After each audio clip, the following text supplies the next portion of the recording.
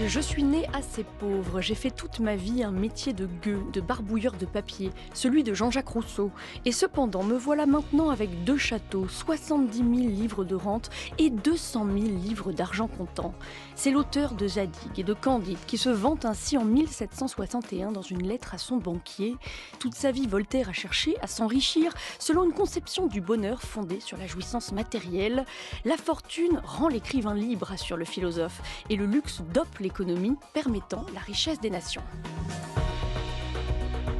Pour parler de l'économie selon Voltaire, nous avons invité Martial Poirson, historien, professeur en histoire culturelle à l'université Paris 8 Vincennes-Saint-Denis, auteur de cet ouvrage Spectacle et économie à l'âge classique 17e-18e siècle chez Classique Garnier. Également avec nous Loïc Charles, professeur de sciences économiques à l'université Paris 8 Vincennes-Saint-Denis et chercheur à l'INED, l'Institut national d'études démographiques, auteur avec Christine Terré et Jean-Claude Perrault des œuvres économiques complètes et autres textes de François Quesnay aux éditions de l'INED. Une émission préparée par Diane Devancey, Léa Sabourin, Tina Young, Léopold Thiévan et Inès Gender. Embastillé pour un pamphlet dont je ne suis pas l'auteur. Écrivez. Date et lieu de naissance. Alors, né à Paris le 20 février 1694. Au nom, prénom et surnom.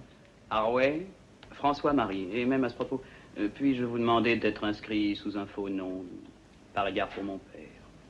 J'y consens volontiers. Vous prenez pour pseudonyme Voltaire. Oui, mon nom de Arouet risquerait d'acquérir une assez fâcheuse notoriété due à l'aventure qui m'arrive. Donc, à dater d'aujourd'hui, je deviens inconnu. Sous le nom de Voltaire. Soit. Conduisez Monsieur de Voltaire à la cellule numéro 20. Si Paris nous était compté, le film de Sacha Guitry de 1956. Bonjour Martial Poirson et Loïc Charles. Bonjour. Merci Bonjour. beaucoup d'être avec nous aujourd'hui. Voltaire, né pendant le règne de Louis XIV en 1694. Qu'est-ce qui caractérise les 2 dernières décennies du règne du roi Soleil sur le plan économique, Loïc Charles? Les 2 dernières décennies du roi Louis XIV sont des décennies qui sont relativement troublées. En effet, Voltaire naît au milieu d'une guerre, la guerre de 9 ans, puis en fait va connaître pendant sa prime jeunesse la guerre de succession d'Espagne, des années difficiles, le terrible hiver de 1709, la dernière très grande famine que connaît le royaume de France, avec des dizaines, voire des centaines de milliers de morts. Et donc c'est un contexte difficile. Suit à ce contexte très difficile, finalement, tout l'inverse, puisque c'est l'époque du système de l'eau, à partir de 1715, juste après le décès en fait, donc, du roi Louis XIV, la Régence. Et comme dans le film de Bertrand Tavernier le montre bien, en fait, une période, disons, caractérisée par la fête, l'argent facile, c'est un certain enrichissement aussi, et tout l'inverse, en fait, finalement, de ce qu'il a connu. Et quand s'achève, en fait, cette période, qui, elle aussi, est assez courte, en 1720, le système s'écroule, s'ouvre, en fait, à une nouvelle période, qui, elle, est beaucoup plus calme, mais aussi, c'est une période de grand enrichissement à laquelle va participer le jeune Voltaire, et qu'il va représenter à travers ses écrits, notamment. Voltaire qui naît à Paris dans une famille établie dans la capitale depuis plusieurs siècles, qui appartient à la petite noblesse de robe, Martial Poirson.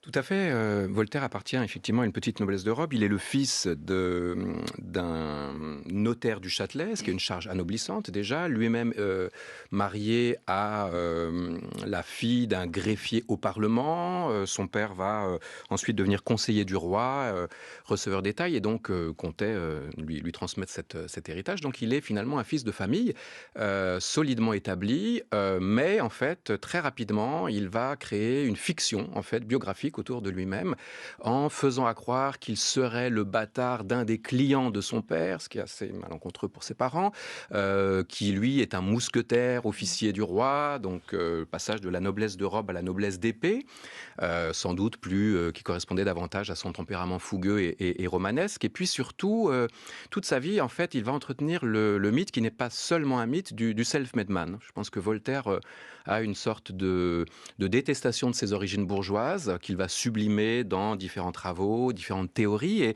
j'ai envie de lui donner la parole, là, peut-être pour commencer cette émission. Les mémoires pour servir à la vie de Molière, les mémoires pour servir à la vie de Monsieur de Voltaire, écrit par lui-même en 58, donc il construit lui-même sa légende, où il dit « Il faut être en France enclume ou marteau. J'étais né enclume.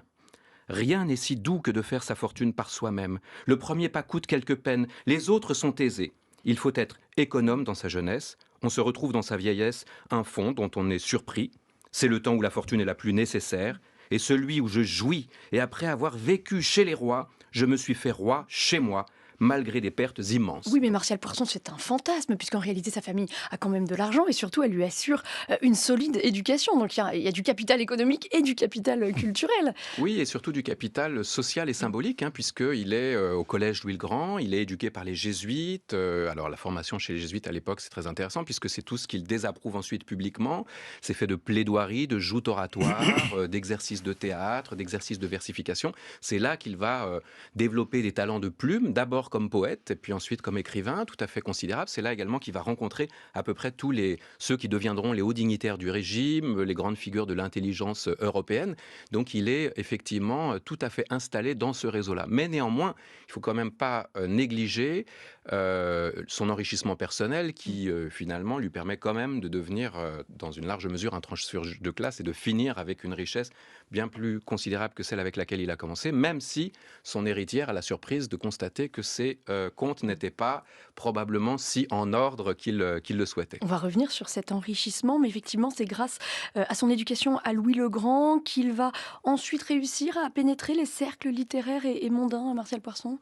Oui, alors en fait, ce collège de Louis le Grand est une sorte de tremplin, va lui permettre de graviter notamment dans la société du Temple, qui est une société d'aristocrates introduits en cour, de gens qui viennent de familles beaucoup plus considérables que la sienne. Il va se faire la nouvelle légende, la réputation d'un gentilhomme libertin, jouisseur, noceur, qui en fait correspond à une vie étudiante de jeunes étudiants fortunés de l'époque, mais qu'il va finalement sublimer dans l'idée de subversion.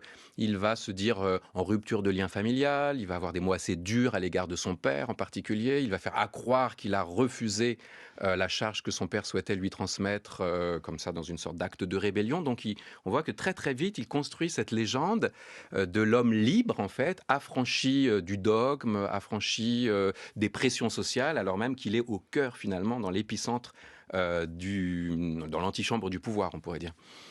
Qu'est-ce qui t'arrive ? France Culture. Ces messieurs de la faculté cherchent à nous obscurcir l'esprit. Mais pas du tout. Écoute-moi bien, Rémi. Entendez-vous l'écho? Plus les hommes seront éclairés, plus ils seront libres. Qu'est-ce que vous faites ? Tiphaine de Roquigny. Je vous quitte, monsieur.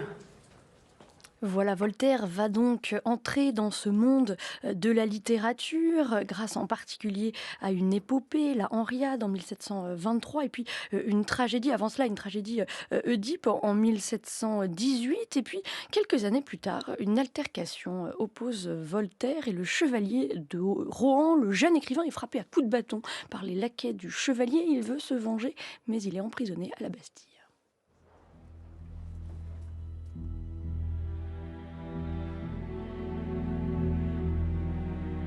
À la cour, on trouve que vous avez eu tort d'avoir fait mettre le battu à la Bastille pour tranquilliser le batteur. À Paris aussi, monseigneur. Je reçois chaque jour des lettres me reprochant de maintenir Voltaire en détention. Cette affaire est bien fâcheuse. Il faut qu'elle trouve rapidement une issue. Pourquoi ne pas l'autoriser à quitter le royaume? Que voulez-vous dire? Il a sollicité la permission de s'exiler en Angleterre. Mais c'est une excellente idée. Qu'il parte. Plus vite il sera loin, mieux ce sera. Pauvres Anglais. Ils ne savent pas ce qui les attend.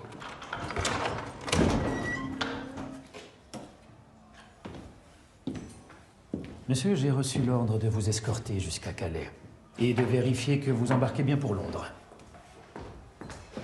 Permettez, vous avez reçu l'ordre d'assurer ma sécurité pour répondre à mon désir de quitter la France. Vous écoutez France Culture, entendez-vous l'écho, l'économie selon Voltaire, c'est notre sujet. Aujourd'hui en compagnie de Loïc Charles et Martial Poirson. Alors Voltaire est exilé à Londres à la suite donc de cette altercation. Pourquoi est-il fasciné par l'Angleterre, Loïc Charles? Il n'est pas le seul à l'époque. C'est un des premiers, parce que l'Angleterre a plutôt mauvaise presse en France à l'époque, et son ouvrage, Les lettres anglaises, qui devient ensuite les lettres philosophiques, est le premier ouvrage d'ensemble par un philosophe sur l'Angleterre. Beaucoup suivront, bien sûr, mais il a ouvert en fait une tradition finalement qui, dans les milieux intellectuels français, tente à regarder ce qui se passe de l'autre côté de la Manche avec plutôt de la bienveillance et de l'intérêt. Pour Voltaire, plus précisément, ce qui l'intéresse, c'est d'abord le fait, puisque comme on l'a entendu, il a été battu en fait par un noble, et on lui a fait rappeler en fait la différence de statut fondamentale qu'il existe entre sa condition et celle en fait des nobles. C'est que justement en Angleterre, cette distinction elle est beaucoup plus faible en fait qu'elle n'est en France, et il n'y a pas en fait toute cette étiquette qui le renvoie en fait continuellement à ses origines et qu'il supporte très mal. La deuxième chose en fait qui l'intéresse beaucoup, c'est la religion, plutôt la liberté religieuse que connaît l'Angleterre. Il y a plusieurs chapitres qui sont consacrés en fait à ce thème en fait dans ses lettres philosophiques. Et le troisième thème qui nous rapproche en fait plus de l'émission, c'est le commerce. En effet, il y a 2 ou 3 chapitres qui sont très importants sur le commerce, où il met en avant en fait l'importance du commerce, le développement économique de l'Angleterre, qui l'éblouit par rapport à la France. Et ce qui est important, c'est qu'il lie en fait ce développement commercial et économique à justement cette liberté de culte, cette liberté politique. C'est ça en fait qui est vraiment original en fait dans son ouvrage et dans son analyse en fait de la société anglaise. Oui, il est vraiment stupéfié par ce fantastique esprit de liberté politique et économique qu'il découvre en Angleterre, Martial Poirson. Oui, absolument. C'est là qu'il va effectivement découvrir la puissance de la culture négociante et on peut parler du double sens du mot commerce. Le commerce, c'est aussi l'art de la conversation au XVIIIe siècle, dans lequel Voltaire brille d'ailleurs par ailleurs, et qui correspond à toute une sociabilité mondaine qu'il va développer d'ailleurs jusqu'à la fin de ses jours dans sa résidence de Ferney. Et donc, ce qui est original dans sa pensée, c'est de penser le commerce comme pacificateur, non seulement à l'extérieur, ce sera la fameuse théorie du doux commerce de Montesquieu, mais également à l'intérieur. C'est le facteur de la paix civile. Et une des lettres les plus intéressantes de ce point de vue-là, c'est la lettre sur la Bourse de Londres. Il est un des tout premiers, en effet, à réhabiliter ou à même habiliter la Bourse de Londres en disant, voilà, finalement, c'est le seul endroit du monde où on peut voir toutes les religions deviser, converser, échanger, être dans l'échange sous toutes ses formes. Donc l'échange à la fois marchand, social, culturel, littéraire. Et donc c'est grâce aux affaires, mais dans une conception qui ne sera pas celle de l'intérêt privé, qui est beaucoup plus intéressante chez Voltaire, que se développe finalement cette pensée de la puissance civilisatrice du commerce. Je vous propose justement d'écouter un extrait de cette lettre sur la Bourse de Londres.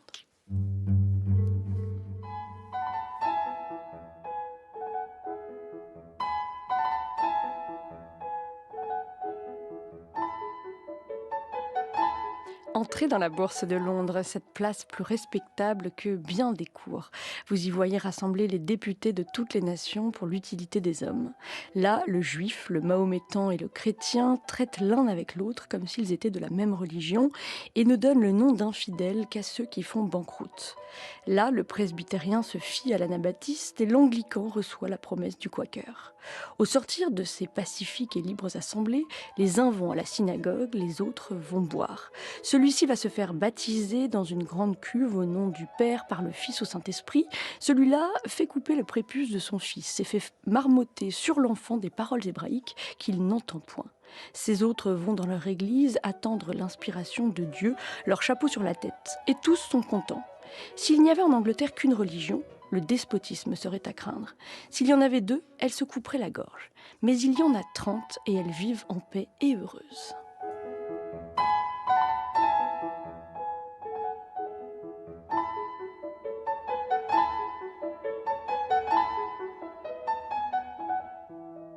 Martial Poirson, c'est effectivement une lettre, la lettre 6 sur la Bourse de Londres, qui préfigure le traité sur la tolérance de Voltaire. Absolument. L'obsession de Voltaire tout au long de sa vie, c'est d'une part l'injustice de classe, ce qu'on a évoqué tout à l'heure déjà, cette humiliation qui est vraiment la scène primitive de toute son existence, et le fanatisme, c'est-à-dire en fait le dogme, une conception monolithique du savoir et des idées, y compris des idées qui sont pas forcément foncièrement fausses philosophiquement, mais qui tendent à s'imposer à tous. Et il se définit lui-même très tôt comme un commerçant philosophe, c'est-à-dire qu'il met sur le même plan le négoce, les affaires et le commerce des idées, cette façon donc de créer un espace délibératif, ce qui s'appellera un peu plus tard l'opinion publique. En fait, il invente avec quelques autres la notion d'opinion publique et d'espace public délibératif.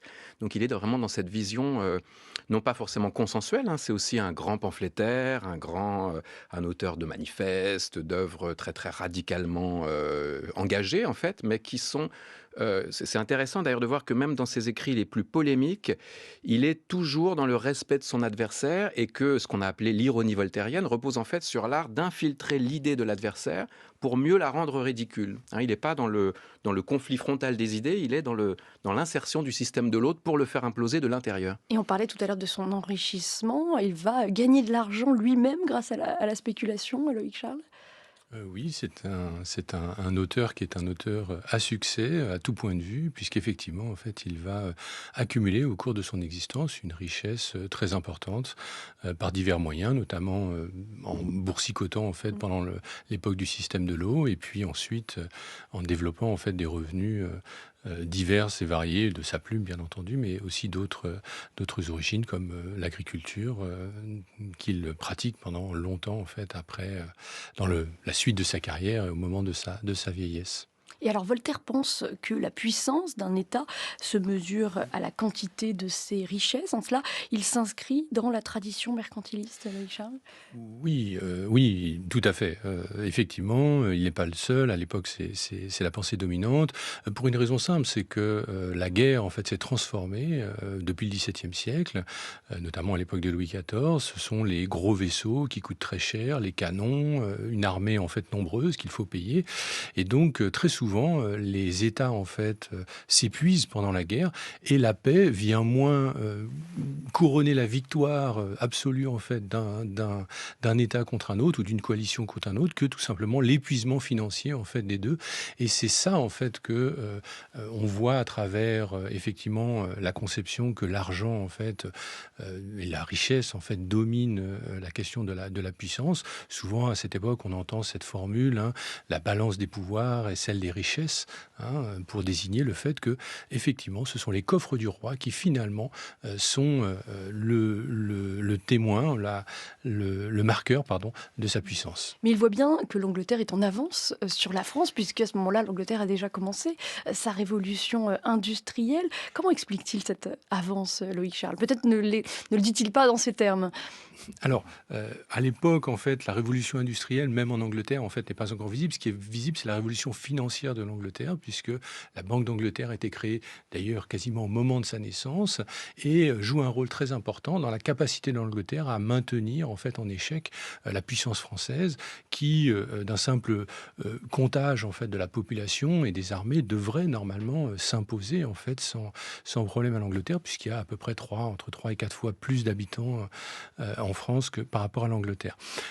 On trouve en fait chez Voltaire, et c'est vraiment une problématique des années 30 qu'il ouvre, cette importance en fait du commerce qu'on va retrouver ensuite chez des auteurs dont il va s'inspirer comme Melon et d'autres. Mais c'est vraiment effectivement le commerce tel qu'il est pratiqué en Angleterre qui fascine Voltaire. Voici ce qu'il écrit dans les Lettres philosophiques.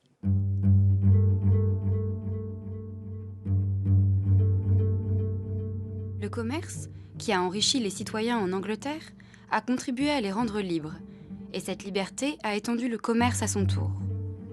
De là s'est formée la grandeur de l'État. C'est le commerce qui a établi peu à peu les forces navales par qui les Anglais sont les maîtres des mers. Ils ont à présent près de 200 vaisseaux de guerre. La postérité apprendra peut-être avec surprise qu'une petite île qui n'a de soi-même qu'un peu de plomb, de l'étain, de la terre à foulon et de la laine grossière est devenue par son commerce assez puissante pour envoyer en 1723 3 flottes à la fois en 3 extrémités du monde. L'une devant Gibraltar, conquise et conservée par ses armes, l'autre à Portobello pour ôter au roi d'Espagne la jouissance des trésors des Indes, et la 3e dans la mer Baltique pour empêcher les puissances du Nord de se battre. Tout cela donne un juste orgueil à un marchand anglais et fait qu'il ose se comparer, non sans quelques raisons, à un citoyen romain. Aussi, le cadet d'un père du royaume ne dédaigne point le négoce. Milord Townshend, ministre d'État, a un frère qui se contente d'être marchand dans la cité. Dans le temps que Milord Oxford gouvernait l'Angleterre, son cadet était facteur à Alep, d'où il ne voulut pas revenir et où il est mort.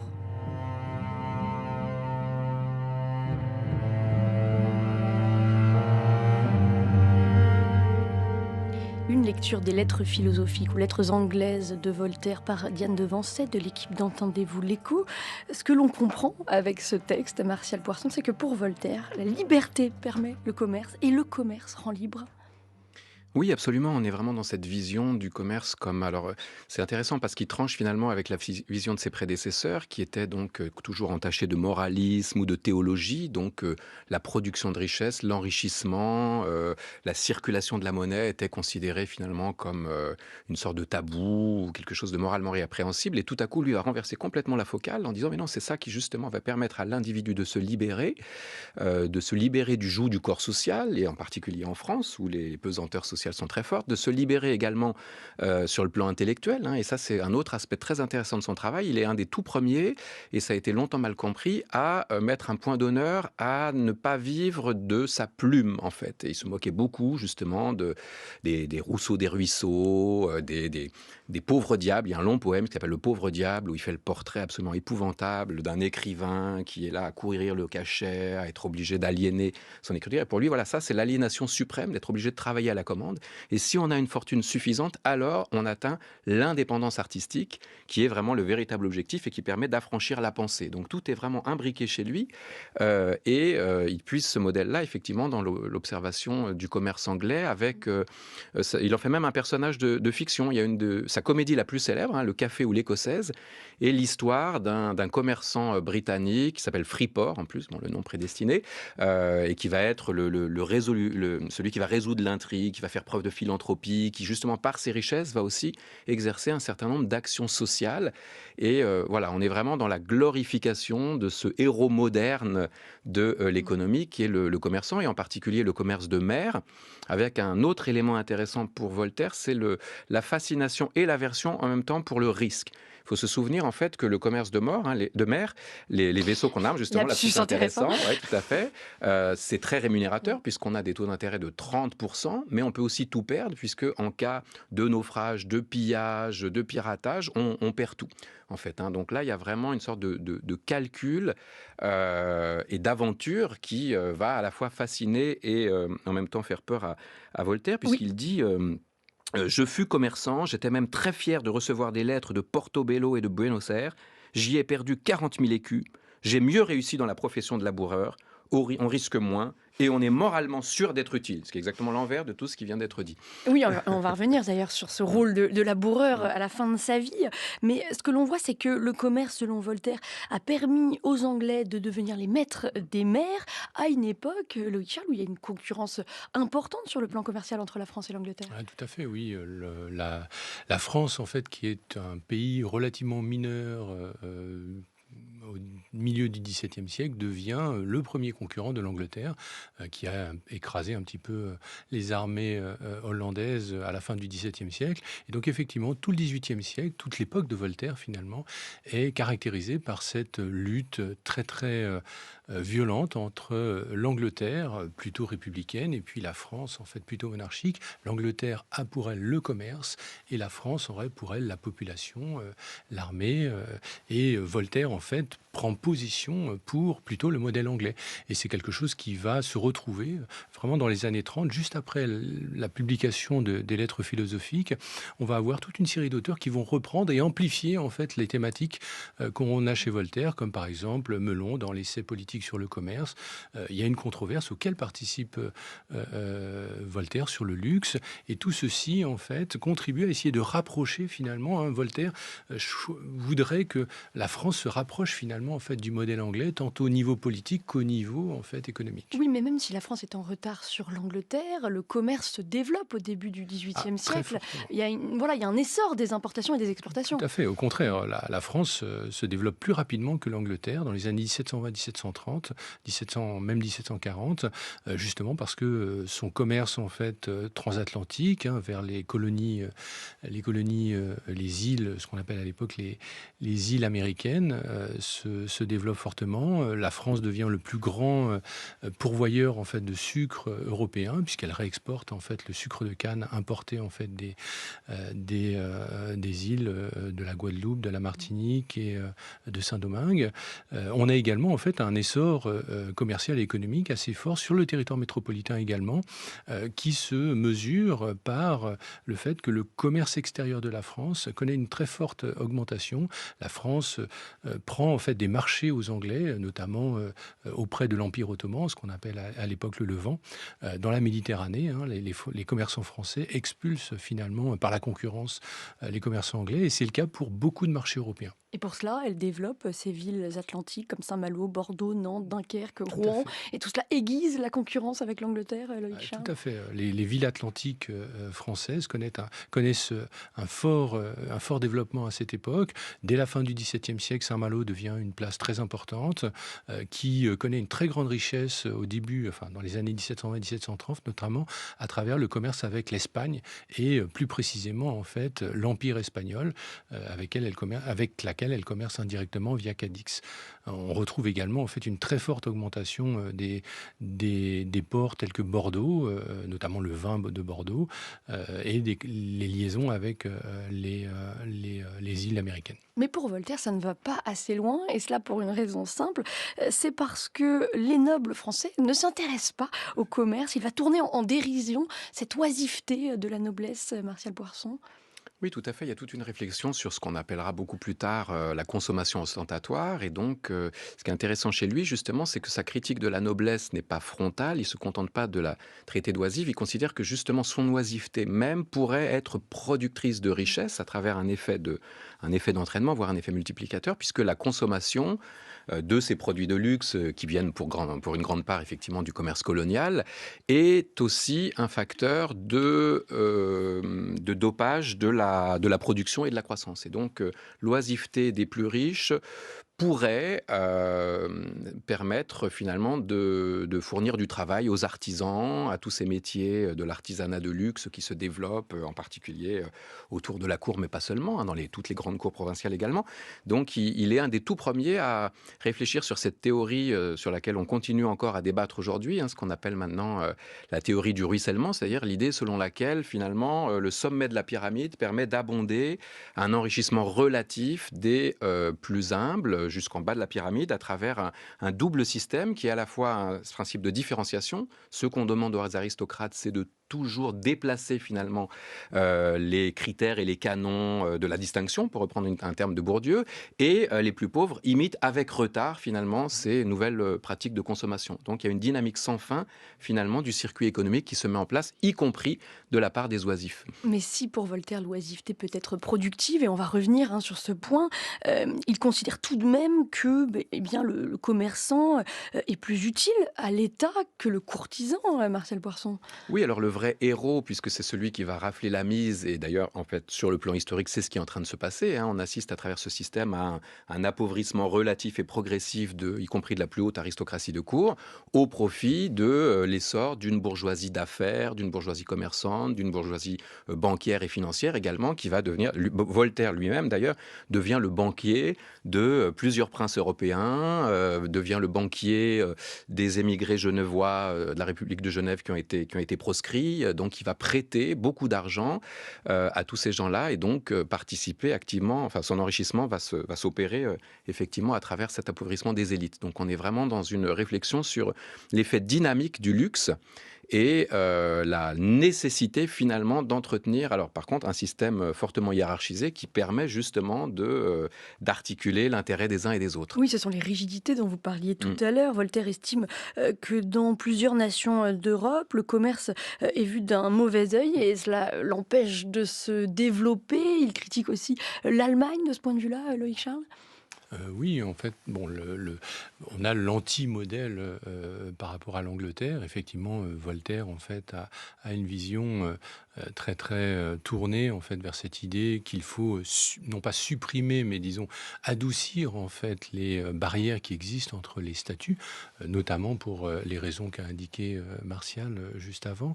L'idée du ruissellement, en fait, finalement, de la copie, en fait, du modèle noble de la part de la bourgeoisie. C'est ce qui permet en fait de nourrir en fait l'enrichissement, ce qui n'est pas le cas en fait dans des sociétés disons plus traditionnelles comme celle de l'Allemagne, comme celle de la Suisse de l'époque ou scandinave, qui sont disons moins avancées et dans lequel on ne retrouve pas en fait justement cet effet d'émulation qui est assez fondamental en fait pour expliquer disons le dynamisme très fort de l'Europe atlantique, on peut la nommer comme ça. Dans ces années 1720-1730, le commerce français se développe, en particulier le commerce des produits équatoriaux, qui est la part la plus dynamique du commerce extérieur français, en particulier avec les Antilles.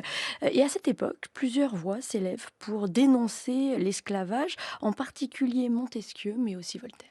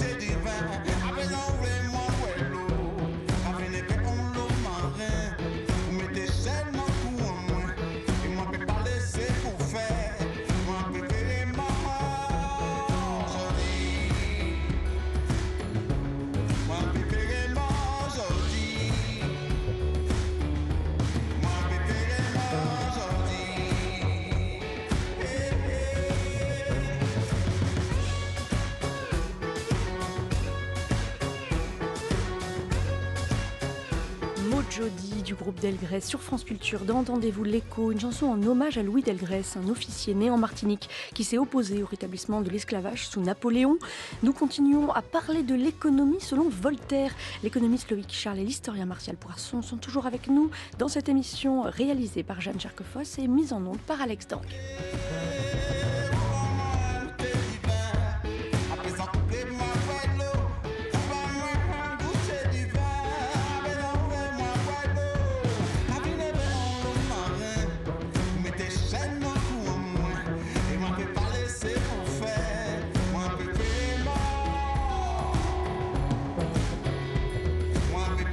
Nous avons parlé de l'essor du commerce en France qui a permis à une partie de la bourgeoisie de s'enrichir considérablement et elle va commencer à adopter le même mode de consommation que la noblesse qui crée un certain nombre de conflits, Martial Poirson.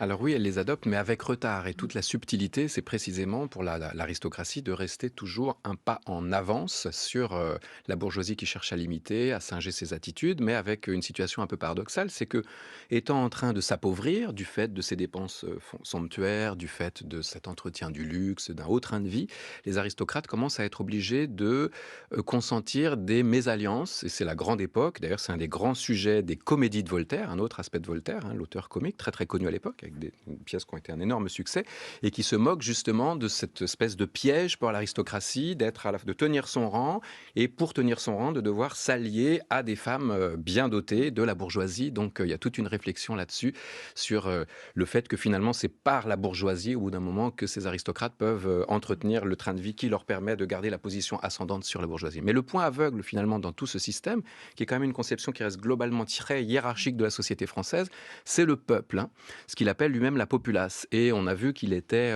très très inspiré par différents modèles européens. Alors, dans un essai très très intéressant, qui est très daté aujourd'hui sous certains aspects, mais très moderne sous d'autres, qui le ramène encore là aussi du côté du Montesquieu de l'esprit des lois, l'essai sur les mœurs et l'esprit des nations, en 1756, il réfléchit sur l'opulence du modèle chinois. Et il dit la chose suivante qui devrait nous faire réfléchir.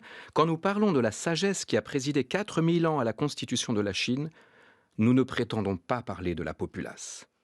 Elle est en tout pays uniquement occupée du travail des mains. L'esprit d'une nation réside toujours dans le petit nombre qui fait travailler le grand et nourrit par lui et le gouverne. Certainement, cet esprit de la nation chinoise est le plus ancien monument de la raison qui soit sur la terre. Donc on voit bien que finalement les grands perdants de ce système d'imitation par la bourgeoisie et d'effet d'entraînement sur le travail des artisans et de l'artisanat du luxe et du commerce, c'est en fait le peuple des travailleurs, par rapport auquel Voltaire a parfois une vraie indignation, en fait, mais qui est toujours considéré comme le maillon faible, le tiers exclu de sa représentation globalement très, très hiérarchique de la société. Je précise que ce lapsus vers Molière s'explique par l'excellente émission qu'on avait fait avec vous, Martial Poirson, sur l'économie selon Molière. Loïc Charles, en effet, on voit bien que il y a toujours cet enjeu pour les aristocrates d'avoir un coup d'avance sur la bourgeoisie, notamment en termes de mode. Et ça, finalement, ça a un effet assez positif sur l'économie. Tout à fait.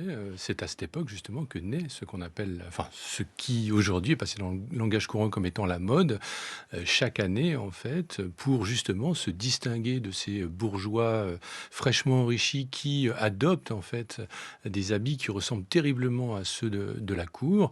Eh bien, la noblesse versaillaise se met à changer, en fait, de motifs chaque année. Alors, une année, ça va être des motifs antiques, un autre, ça va être des motifs floraux. Et c'est en fait, ce sont des commandes qui sont passées à la Compagnie orientale des Indes. On fait venir en fait des tissus précieux, des soieries, des cotonnades d'Inde et de Chine que la cour porte et qui sont immédiatement imités dans les provinces, puis dans les cours étrangères également. Et donc la noblesse, l'année suivante, est obligée en fait de changer de motif et c'est ainsi que la mode naît. Et donc on a vraiment ce qu'on a indiqué tout à l'heure, c'est-à-dire cet effet d'imitation, d'entraînement. Et puis en plus, comme les bourgeois en fait sont un peu moins dispendieux et moins riches, eh bien ils adoptent en fait des tissus qui sont de même motif mais moins riches. Au lieu de soie pure, on va avoir des soies mêlées, on va avoir des tissus mêlés. Ça incite aussi à l'évolution technologique.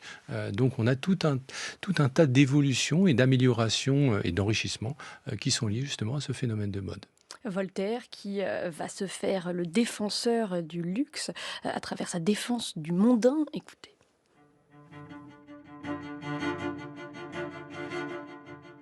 Ô faux dévots, véritables mondains, connaissez-vous, et dans votre prochain ne blâmez plus ce que votre indolence souffre chez vous avec tant d'indulgence. Sachez surtout que le luxe enrichit un grand état s'il en perd un petit. Cette splendeur, cette pompe mondaine d'un règne heureux est la marque certaine. Le riche est né pour beaucoup dépenser, le pauvre est fait pour beaucoup amasser. Ainsi l'on voit en Angleterre, en France, par 100 canaux circuler l'abondance. Le goût du luxe entre dans tous les rangs, le pauvre y vit des vanités des grands. Et le travail, gagé par la mollesse, s'ouvre à pas longs la route à la richesse. Oh que Colbert était un esprit sage, certains buteurs conseillaient par ménage qu'on abolit ces travaux précieux, des Lyonnais ouvrages industrieux, du conseiller l'absurde Prud'homme, eut tout perdu par pure économie. Mais le ministre utile avec éclat sut par le luxe enrichir notre État.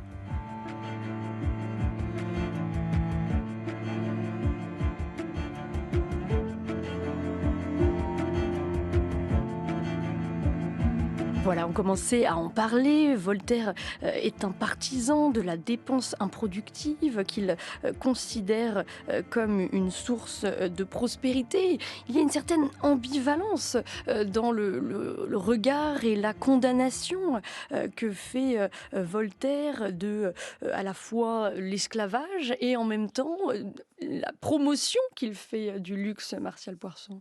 Oui, tout à fait. Et un des points clés sur le plan sémantique, c'est quand il dit le pauvre est fait pour beaucoup amasser.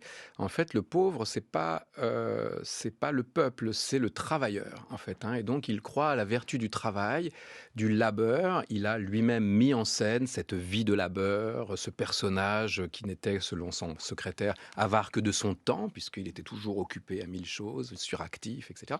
Donc, c'est vraiment la mythologie de l'homme qui se fait tout seul, de celui qui sait gravir les échelons, et non pas l'idée que, finalement, le petit peuple, en particulier oisif, lui aussi, il y a des textes très durs de Voltaire sur l'oisiveté, non pas simplement des riches, statutairement de la noblesse, mais des plus pauvres qui sont tout à fait très très limites même pour nous aujourd'hui dans cette vision. Un mot peut-être sur la condamnation de l'esclavage par Voltaire, Loïc Charles, c'est une condamnation assez timide.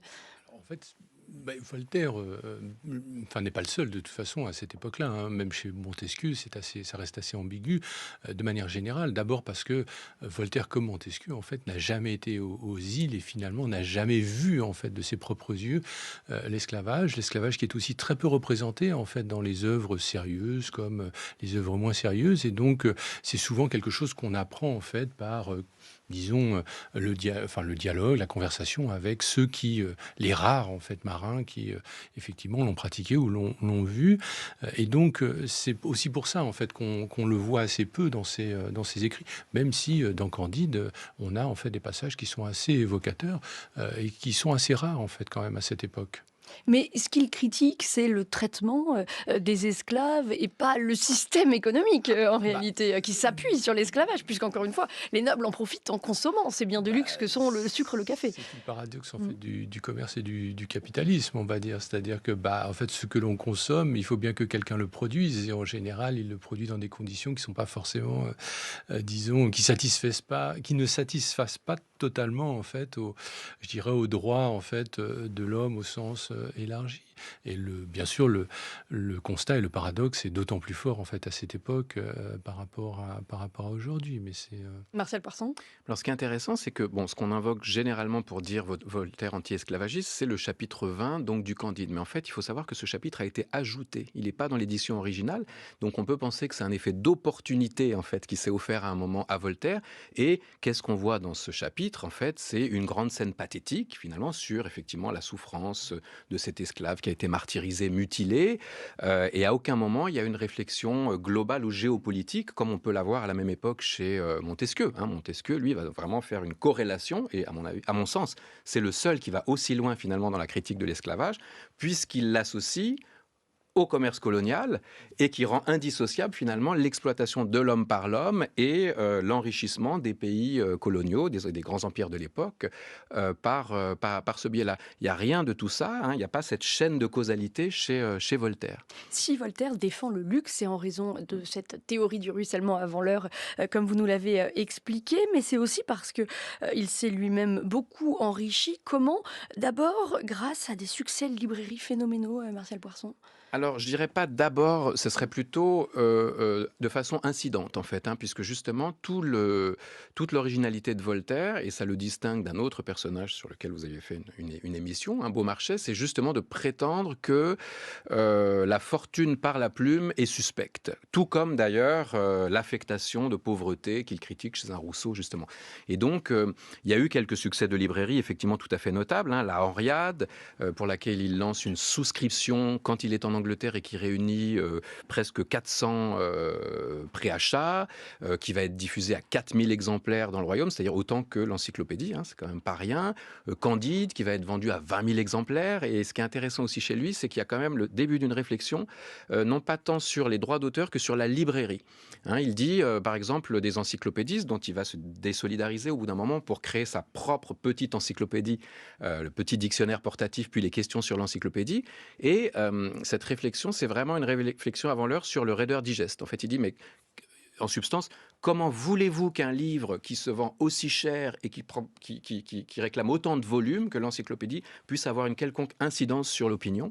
Il faut des petits livres qui circulent rapidement, qu'on puisse lire par morceaux. Il dit lui-même, vous pouvez picorer dans mon texte, quelle que soit l'entrée. Et c'est pour ça qu'il est si attaché à la forme du dictionnaire philosophique, parce qu'on peut le prendre par n'importe quelle entrée, et chaque texte est une petite thèse dans la thèse, en fait. Et donc, il y a vraiment cette réflexion très, très moderne qu'on retrouve dans une citation tout à fait intéressante où il dit, voilà, les livres sont faits pour circuler, et moi, Rousseau écrit pour écrire, moi j'écris pour agir. Et donc c'est vraiment cette vision de l'efficacité finalement du petit format et du livre de poche avant l'heure, à une époque où le livre est encore un objet d'ostentation, qu'on conserve dévotement dans sa bibliothèque, qu'on exhibe, qu'on montre, qu'on lit publiquement. Parmi ses sources de revenus, il y a aussi le théâtre, et puis il se lance dans l'industrie. Là encore, cela va être une source d'enrichissement important pour Voltaire, Martial Poirson. Oui, alors là, c'est un aspect tout à fait fascinant du personnage, puisqu'on a parlé du commerçant, on a parlé du banquier, on a parlé du financier. Il est aussi donc dans cette résidence de Ferney où il va passer quand même les 20 dernières années de sa vie, donc juste à côté de la République de Genève, dans un petit village de quelques dizaines d'âmes au moment où il arrive, dont il va faire l'acquisition.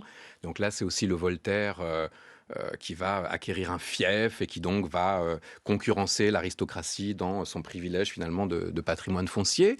Mais justement, il ne se contente pas de régner en maître ou en seigneur sur cette terre, il va la viabiliser. Donc il va drainer les canaux, il va paver les rues, il va faire une souscription pour une fontaine publique en libre accès pour tout le monde. Il va également importer une nouvelle machine agraire qui est en fait une machine qui permet à la fois de labourer et de semer, qui vient d'être inventée. Donc il se lance dans l'agro-industrie, on pourrait dire, puisque à travers cette machine, on a besoin de beaucoup moins de bras, on va pouvoir finalement avoir une action qui est beaucoup plus efficace. Il se met lui-même en scène chaque année en labourant son champ, pour essayer de donner une publicité à cette machine nouvelle que les paysans du coin, du canton de Gex, voient avec un peu de suspicion. Donc c'est vraiment le gentilhomme campagnard qui devient ingénieur agronome, si on peut dire, auprès d'un anachronisme. Et parallèlement à ça, il va développer toute une industrie, alors de soierie, de tuilerie et surtout d'horlogerie. Juste à côté du pays des horloges, il invente finalement une fabrique d'horloges qui va employer un certain nombre de personnes. Il va loger ses ouvriers, donc il y a aussi toute une action philanthropique qui est menée. Sur Voltaire industriel, Loïc Charles ? Alors, moi je serais j'ai moins de développement en fait à partager en fait que ceux que vient d'évoquer. C'est vraiment naissante Martial. à ce moment-là en France, peut-être par rapport en Angleterre. Ce que je trouve intéressant dans le témoignage en fait ou dans ce que vient d'exposer en fait Martial, c'est que je trouve qu'il y a une certaine en fait ambiguïté finalement de Voltaire, notamment par rapport à la question du travail. C'est-à-dire que c'est quelque chose qu'il encourage beaucoup chez les autres, alors qu'en fait ce qu'il valorise dans son parcours personnel, c'est plutôt l'indépendance par rapport à son propre travail. Ce qu'a noté Martial, c'est très intéressant, le fait que finalement, en fait, il ne vit pas, il ne s'enrichit pas de sa plume, et c'est vraiment une attitude d'aristocrate à l'époque. C'est vraiment quelque chose, et même dans le choix, en fait, de s'exiler avec cette terre, les travaux aussi d'amélioration des terres, c'est quelque chose, en fait, qui est très associé, en fait, à la noblesse éclairée de l'époque, et donc on retrouve une espèce, à la fois une critique très très forte, en fait, de la séparation en fait statutaire entre nobles et non nobles, et finalement il reproduit dans sa vie personnelle et dans ses choix en fait de vie cette séparation. Et l'industrie en fait de ce point de vue-là est pas du tout quelque chose qui vient contre ce que je viens de dire. Au contraire, l'industrie souvent, les mines en fait sont quelque chose qui sont souvent prises en charge en fait par des nobles et non pas par des bourgeois qui préfèrent le négoce, qui préfèrent le commerce. On a parlé de sa vision de l'économie, même si le terme n'existe pas encore à l'époque de Voltaire, vision vraiment influencée par le mercantilisme. Et donc, pour lui, l'État doit développer sa richesse par le commerce, mais aussi par une forme de protectionnisme, Martial Poirson. Oui, tout à fait. Donc, il est dans une conception qu'on pourrait qualifier de relocalisation de la production, en fait. Il est encore, on l'a dit tout à l'heure, très, très mercantiliste dans son esprit. Donc, il pense que finalement, il y a une part de dispersion et d'affaiblissement des États dans certains effets du commerce international. Et donc, il croit effectivement à la force des terroirs et des territoires comme lieu d'implantation de la manufacture. Bon, alors, ce qui n'est pas complètement original, puisqu'à l'époque, on est encore bien avant en France la révolution industrielle. Donc, la manufacture dispersée, ça existe un peu partout dans le royaume. des paysans qui deviennent, pendant les jours chômés ou les périodes d'hiver, ouvriers, et puis qui retournent au champ. C'est une pratique qui est quand même relativement courante à l'époque. Mais ce qui est intéressant dans sa pensée, et qui en fait quelqu'un d'assez original sur ce plan, dans cette figure de capitaine d'industrie qu'on est en train de brosser, c'est, je dirais presque une conception philanthropique, puisque il a une vraie réflexion aussi sur la façon dont on peut intéresser la main-d'œuvre, justement, toujours dans cette idée de la motivation par le travail et de la lutte contre la société des loisirs, quelle qu'elle soit, de haut en bas. Et donc, il va avoir un grand soin à loger ses ouvriers. Il va même accueillir plusieurs centaines de natifs genevois qui sont expulsés de la République de Genève voisine et qui vont être tout de suite logés, auxquels on va trouver un travail, pour lesquels il va créer une industrie. Donc, voilà, il accueille comme ça, ce qui sont presque un peu des figures de migrants de l'époque, si on peut dire. Il est aussi, alors ça, c'est ces différents secrétaires qui en attestent, il est extrêmement prodigue, il va prêter, sans jamais vraiment retrouver ses fonds, à des tas d'hommes de lettres, justement désargentés, à des tas de pauvres, il va faire des actes de charité. Donc il y a une conception presque un peu redistributive, la contrepartie de cette glorification de l'entrepreneur innovant, et donc de l'enrichissement par à la fois le labeur et les idées, c'est justement l'effet redistributif, les actes de charité qui sont un peu ostentatoires pour certains, puisque quand il dit voilà, je suis l'aubergiste de l'Europe, j'ai parfois 300 personnes à souper de façon impromptue, évidemment, il met aussi en scène une forme de prodigalité qui est là encore une façon de concurrencer l'éthos nobiliaire, cette idée d'accueillir à sa table toute la misère du monde, c'est aussi une certaine vision des valeurs aristocratiques. Donc on est toujours dans des figures extrêmement ambivalentes et insaisissables. Et est-ce qu'une partie de sa fortune a pu venir de la traite négrière? Il n'y a pas vraiment de preuves, mais il y a des soupçons, Martial Poirson. Alors, on a inventé au milieu du 19e siècle une preuve. Un certain Levavasseur a fait un texte sur la question de l'exploitation coloniale qui s'inscrivait dans la polémique sur la fin de l'esclavage. On est dans les années 40, on n'est pas très loin de l'abolition de 48, donc il y a une mobilisation très très forte du groupe pro-esclavage. Et donc on va aller chercher dans Voltaire une lettre qui en fait s'est avérée être un apocryphe, où il dirait, et là il faut vraiment la lire avec précision parce que vous allez voir la subtilité de l'argumentation.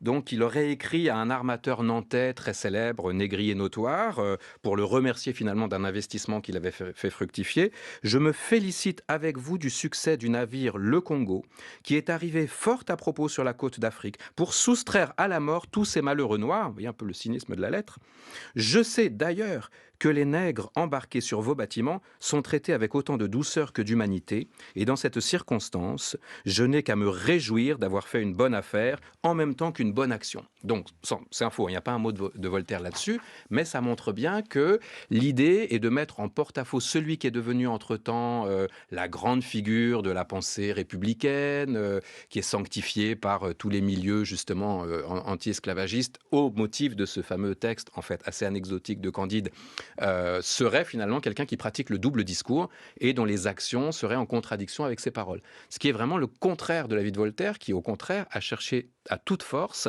à rendre cohérente son action d'affairiste, d'activiste, d'entrepreneur et sa pensée, dans cette confusion toujours entretenue entre l'homme et l'œuvre. Et ce qu'il reproche justement à Rousseau, c'est d'être en contradiction avec ça.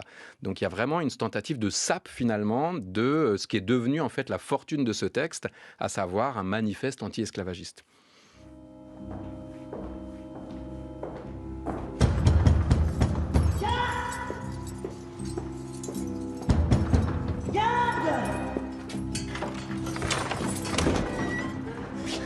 Je veux du papier, de l'encre et une plume. Vous n'êtes pas autorisé à écrire. Il le faut. Il y a trop de mots qui s'accumulent dans ma tête. Si je ne les couche pas sur papier, je vais devenir fou. Cessez de réfléchir, ça vous soulagera. Attends, tu auras un louis d'or si tu me trouves un crayon. Juste un crayon.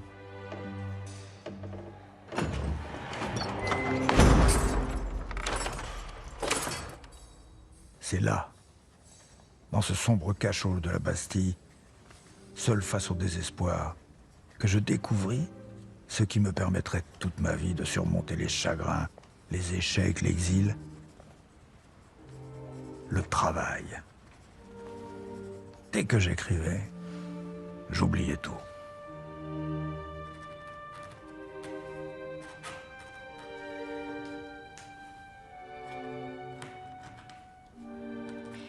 Les aventures du jeune Voltaire, une mini-série réalisée par France Télévisions en 2021. On a dit que Voltaire avait acquis une fortune confortable, mais il y aurait quand même, vous me disiez, pendant qu'on entendait ainsi cet extrait, que tout de même une partie de la fortune de Voltaire avait eu une part liée avec le commerce outre-Atlantique et la traite négrière. Oui, alors effectivement, on n'a pas d'archives en fait qui attestent d'un lien quelconque, si ce n'est quand même un investissement dans le Saint-Georges, dont on sait qu'il a quand même fait route vers la Guinée pour prendre des esclaves, mais il y a quand même un très grand mélange à l'époque, et c'est vrai de lui comme de la plupart des hommes fortunés de l'époque. En fait, le commerce est en fait une façon de déléguer sa fortune à des armateurs qui ensuite vont faire leurs affaires et vont rendre des comptes ex post, en fait, après le retour, quand le bateau revient, puisque s'il ne revient pas, l'investisseur a tout perdu. Et donc, il y a très peu de contrôle, en fait, de la part des investisseurs sur la nature réelle de leurs investissements. Et donc, on peut penser que, incidemment, de façon indirecte en tout cas, la fortune personnelle de Voltaire, qui à une époque est quand même assez importante, a pu servir d'une façon ou d'une autre à tout ça. Et puis l'autre argument, c'est de dire qu'il est quand même lui aussi un grand consommateur de café et de ce sucre qu'il reproche aux Européens de consommer dans le Candide. On sait qu'il est une des persona grata du Procope, qui passe beaucoup de temps finalement à bénéficier lui-même du marché du cacao, du sucre et du café. Donc c'est un petit peu le même argument que sur les gens qui critiquent la drogue aujourd'hui et puis qui en même temps sont eux-mêmes des consommateurs. Il y a une espèce de dissociation mentale entre le marché qui s'ouvre à travers cette consommation ostentatoire qu'il défend dans l'éloge d'Ambondin et dans tous ses textes sur le lustre et la réalité de l'origine finalement de ces denrées coloniales. Et puis le dernier aspect, peut-être le plus original de sa pensée, c'est que,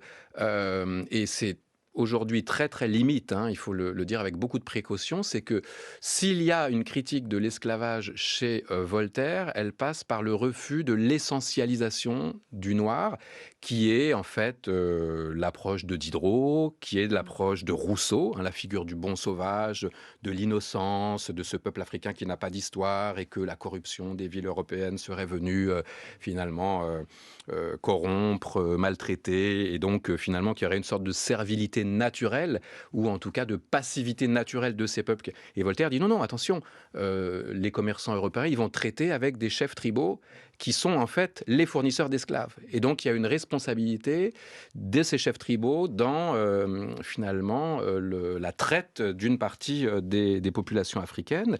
Alors ce qui n'est pas du tout un argument qui, dans l'esprit de Voltaire, permet d'innocenter la responsabilité des Européens, mais au contraire d'habiliter en dignité ces cultures, de dire non, c'est des vraies civilisations et elles participent au jeu de l'échange international à travers notamment cette démarche-là. Et ça, c'est quand même assez unique, je pense, dans toute la constellation de la pensée, non pas forcément anti-esclavagiste, mais en tout cas critique à l'égard en particulier de la traite atlantiste. Il y aurait eu encore beaucoup à dire sur l'économie selon Voltaire, mais on est rattrapé par le temps. Merci beaucoup Loïc Charles et Martial Poirson de nous avoir accompagnés tout au long de cette émission. Je renvoie les auditeurs à votre ouvrage Martial Poirson, Spectacle et économie à l'âge classique 17e, 18e siècle, chez Classique Garnier. Et Loïc Charles, vous avez publié avec Christine Terret et Jean-Claude Perrault les œuvres économiques complètes et autres textes de François Quesnay aux éditions de l'INED. Un grand merci encore.